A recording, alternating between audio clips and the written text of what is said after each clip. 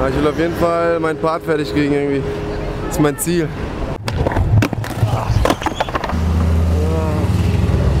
Bevor ich dann 10 Stunden am Tag arbeiten muss, das ist das auf jeden Fall besser, ey.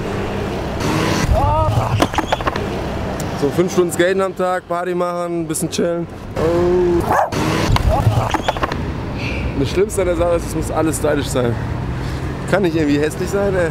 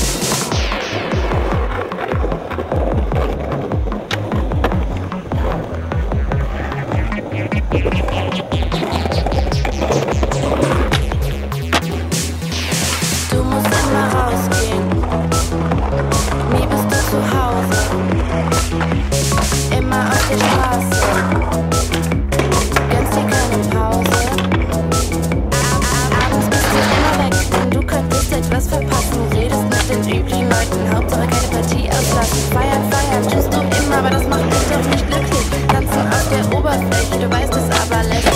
Immer in Bewegung bleiben. Niemals darfst du stillstehen.